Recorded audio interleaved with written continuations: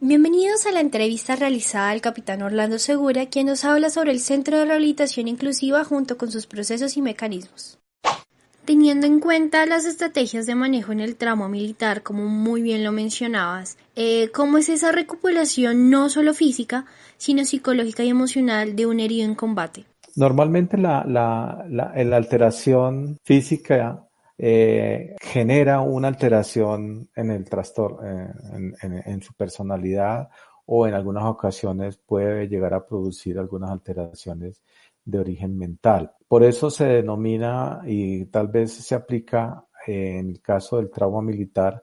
lo que se denomina el trastorno de estrés postraumático, que es un síndrome en el cual se generan diferentes o concurren, perdón, diferentes sintomatologías y comportamientos que pueden llegar a tener alteraciones como inclusive de origen mental y no solamente de alteraciones psicológicas. Por eso es tan importante el acompañamiento psicológico desde el primer momento del siniestro para que de alguna manera se mitiguen estos riesgos. Usualmente el acompañamiento desde la recuperación funcional se hace dentro del hospital militar o dentro de la institución prestadora de servicios que esté haciendo la rehabilitación y posteriormente se continúa con la fase de inclusión en el centro de rehabilitación integral. El manejo médico, el manejo psicológico, depende mucho de las circunstancias de los individuos, del trauma, del contexto social, del contexto familiar. Lo que sí nos ha enseñado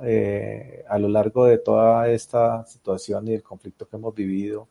y la gran cantidad de heridos en combate que hemos tenido, es que estas personas tienen una capacidad de resiliencia muy alta y tienen una adaptación a las circunstancias bastante buena, de tal manera que a veces uno como tratante o los psicólogos o los psiquiatras se quedan sorprendidos por la capacidad de adaptación que tienen. Sin embargo, nunca se descuidan por cuanto muchos de ellos tienen algunos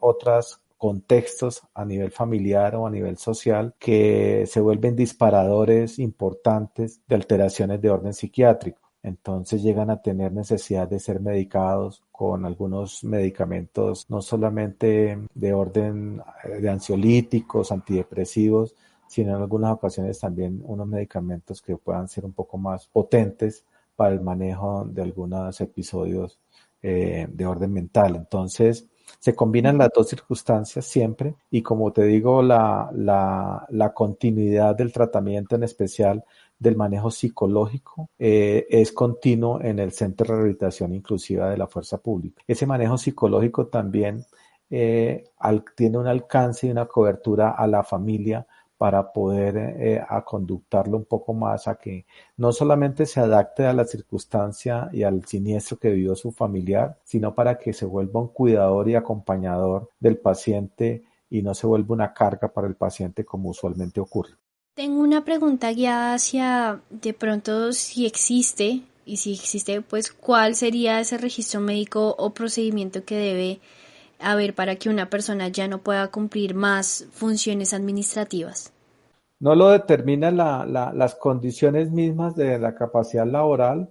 sino las capacidades que tenga el individuo una vez se ha evaluado. Un ejemplo, si las personas con disminución de capacidad laboral superior al 50% obligatoriamente van a quedar pensionadas. Luego, esa disminución de capacidad laboral por encima del 50%, pues las limita porque al quedar pensionadas, pues ya no pueden seguir laborando en la institución. Y las que tienen menos de 50% de disminución de capacidad laboral, dependiendo de las capacidades y las condiciones con las que quedó la persona, pues podrían ser reubicadas laboralmente. Entonces, pues no podría definirle cuál es el criterio, sino lo da precisamente la Junta Médica Laboral y las condiciones y la evaluación que se haga dentro del Centro de Rehabilitación Integral, inclusiva, perdón.